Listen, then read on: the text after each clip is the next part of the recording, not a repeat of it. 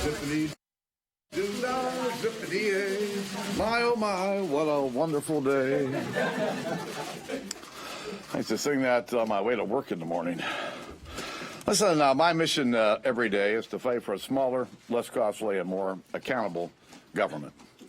And over the last 5 years, our majority has advanced conservative reforms that will help our children and their children.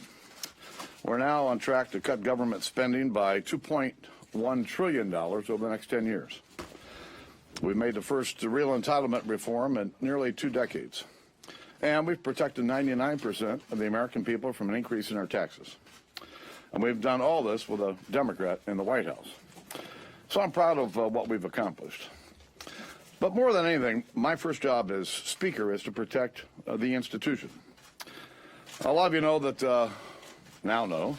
that my plan was to step down at the end of last year. I decided in November of 2010 that when I was elected Speaker, that serving 2 terms would have been plenty. And but in June of last year, when it became clear that the majority leader lost his election, I frankly didn't believe it was right for me to leave at the end of last year.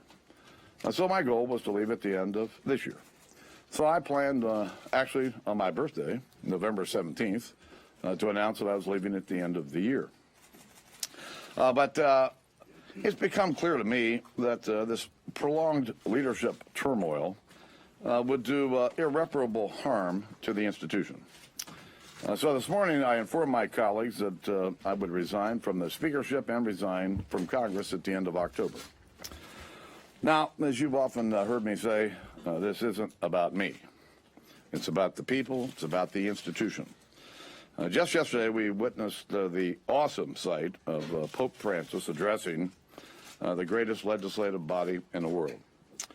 And I hope that we will all heed his call to live by the golden rule. But last night I started to think about this.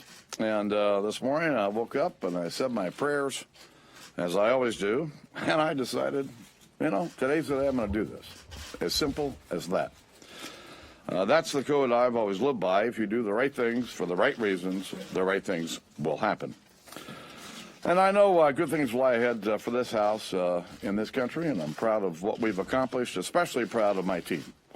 I've been here my 25th year here, and I've succeeded in large part because I've put a staff together and a team together, many of which have been with me for a long time. And without a great staff, you can't be a great member, and you certainly can't be a great speaker. I'm going to thank my family for putting up with this all these years. My poor girls, who are now 37 and 35, their first campaign photo was in July of 1981. And so they've had to endure all this. It's one thing for me to have to endure it. I've got thick skin. But the girls and my wife, they've had to put up with a lot over the years. Let me express my gratitude to my constituents who've sent me here 13 times over the last 25 years. You can't get here without getting votes. And I said this often. People ask me, what's the greatest thing about being Speaker or about being an elected official? And I said, well, it's the people you get to meet.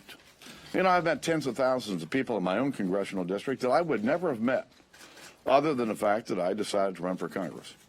And over the years, as I traveled on behalf of my colleagues in the party, I've met tens of thousands of additional people all over the country. And you meet rich people, you meet poor people, you meet interesting people, probably a few boring ones along the way. But I can tell you that 99.9% of the people I meet on the road, anywhere, could not be nicer than they've been. It's been wonderful. It's been an honor to serve in this institution. And with that, all right, Junior, go ahead. Speaker Boehner, you were noticeably overcome with emotion yesterday. Really? Oh, what a surprise. I'm curious as if you reached this decision last night, if the grace of Pope Francis led you to this decision. No. Yesterday was a wonderful day. It really was. And was I emotional yesterday? I think I was. I was really emotional in a moment that really no one saw. As the Pope and I were getting ready to exit the building, we found ourselves alone. And the Pope grabbed my left arm and said some very kind words to me about my commitment to kids and education.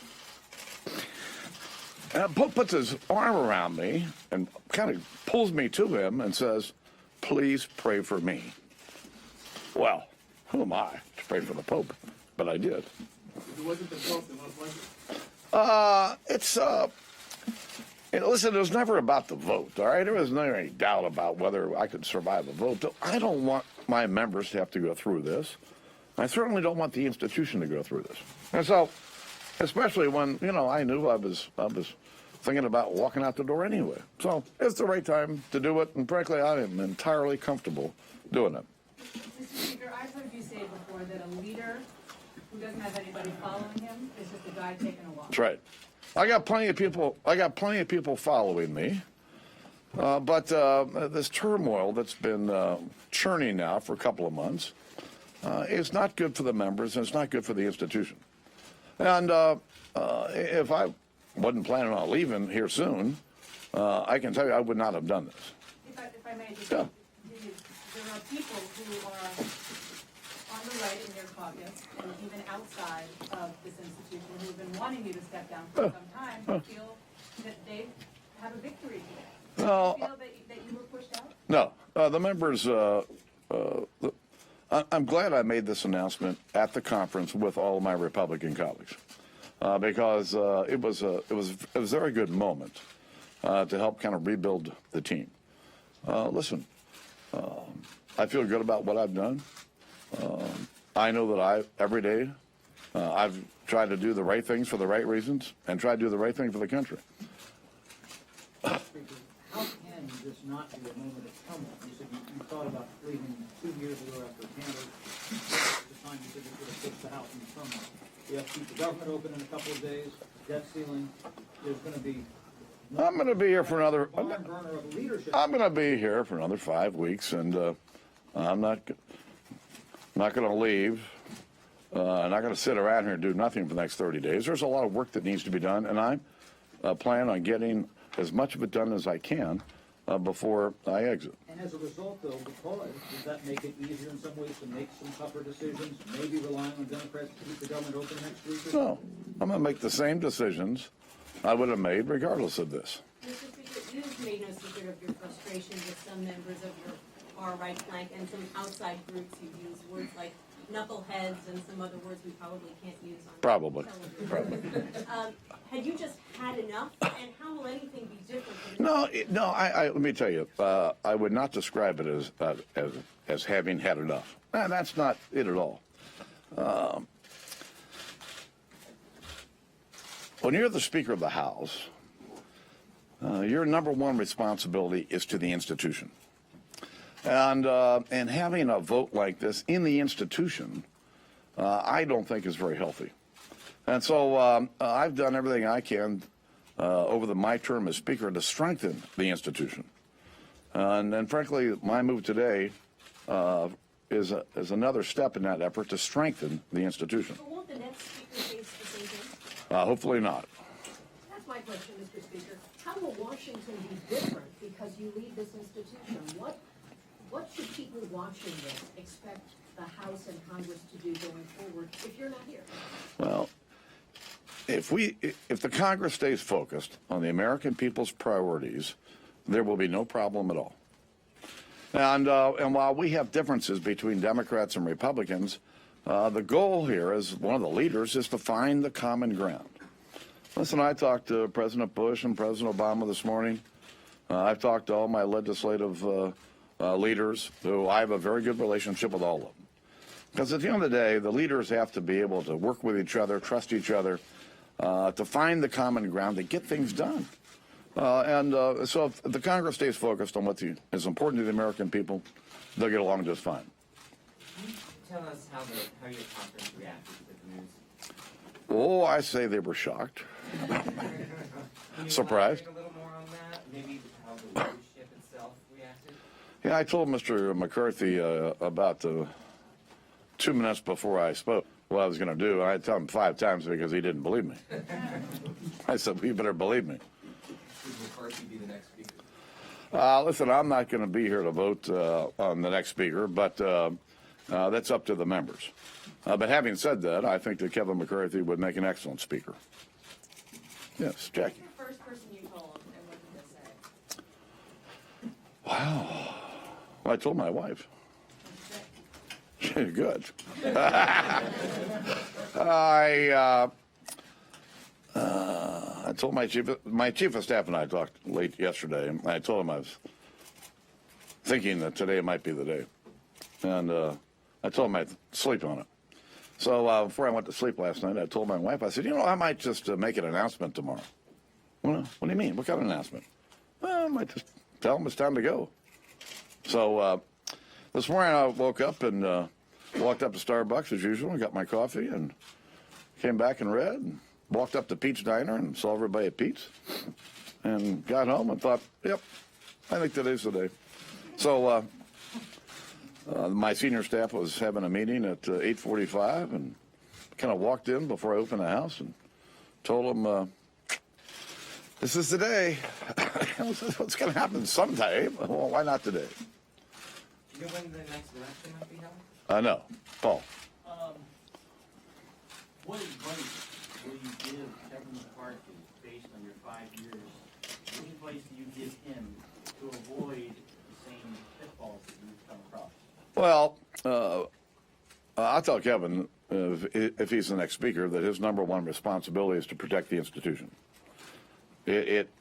Nobody else around here has an obligation like that. Secondly, I tell him the same thing I've just told you. If you just do the right thing every day for the right reasons, the right things will happen. You all know me. My colleagues know me. I'm always straight with them. They may not like the answer they get, but they'll get an honest answer every single time they come to my office. It's just an easy way for me to do my job. Intentionally planned an analysis on your birthday, that if it wasn't a full pastor sort of lead in on you, so you could do this now. Just all this stuff I read about in the paper, and it's. I really don't want the institution hurt, and I don't want my colleagues hurt. I don't want to put my colleagues through all this. For what? So, yes. What are you going to miss? Pardon me? What will you miss? What will I miss? Well, of course, all of you. I don't know what I'm going to miss because I haven't missed it yet. But I'll certainly miss the camaraderie of the House. Let me tell you another story that was really kind of interesting. Maxine Waters and I, Democrat from Southern California, came here 25 years ago in the same class. Now, there's nothing about my politics and Maxine Waters' politics that's even anywhere close. But yesterday, about 5:30, she called my office. I got a note that she called, so I called her back. And and she said, I've watched you for 25 years here. We came here together and watched your career, and watched you today. And she says, I just want to tell you something. I'm really proud of you. Listen, I've got the best relationships on both sides of the aisle because I treat people fairly and treat them honestly, but I'm going to certainly miss my colleagues. Yes. To go back to this theme of trying to take someone out of the House and stabilize the institution, how do you think that it can become more stable? Several Republicans I talked to today in your conference said they don't think a new speaker will mean any new outcome, especially with an untested leader and maybe untested leadership. How could it become more stable? As I mentioned earlier, the fact that I did this with my colleagues this morning, then we proceeded to have an hour and a half conversation, I thought was a unifying moment. And between that and the Pope's call for living by the Golden Rule yesterday, hope springs eternal. Speaker, can you talk about what you think your legacy is as you're leaving, what are your most important accomplishments, and what are you going to do on November 1st? Are you moving to Florida? I was never in the legacy business. You all heard me say it. I'm a regular guy with a big job. And I never thought I'd be in Congress, much less ever be Speaker. But people know me as being fair, being honest, being straightforward, and trying to do the right thing every day on behalf of the country. That's I don't need any more than that. Speaker Boehner, you seem very relieved. Zippity doo dah, zippity. I mean, by speaking to what are your plans next, and also have you talked to? You know, when you make a decision this morning, you really haven't any time to think about what I'm going to do in the future. I have no idea. But I do know this. I'm doing this today for the right reasons. And you know what? The right things will happen as a result. Thanks.